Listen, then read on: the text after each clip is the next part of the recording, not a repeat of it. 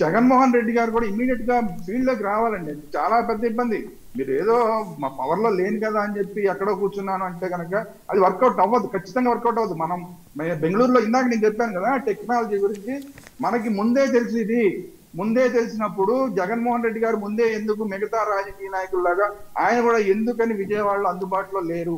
ఇది ఆయన చెప్పాల్సిన సమాధానం చెప్పాలి. ఆయన ఎందుకని బెంగళూరులో ఉండిపోయారు? ఇప్పుడు ఆయన బెంగళూరులో ఉండిపోవడం వల్ల కదా ఆయన రాలేకపోతున్నారు.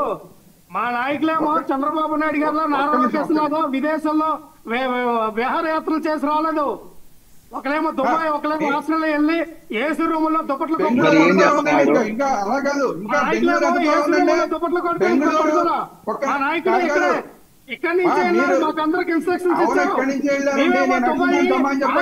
సింగపూర్ వెళ్ళి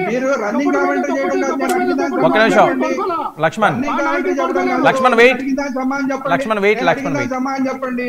దుబాయ్ ఇందాక పోనీ వాళ్ళు విమర్శించారు, మీరు కాసేపు మీరు అన్నదే కరెక్ట్ అనుకుందాం. దుబాయ్ దూరం ఉందా, బెంగళూరు దూరం ఉందా, ఆస్ట్రేలియా దూరం ఉందా, బెంగళూరు దూరం ఉందా? ఎందుకని దగ్గరలో ఉన్నారు కదా, వాళ్ళకన్నా దగ్గరలో ఉన్నారు కదా, ఎందుకు ముందు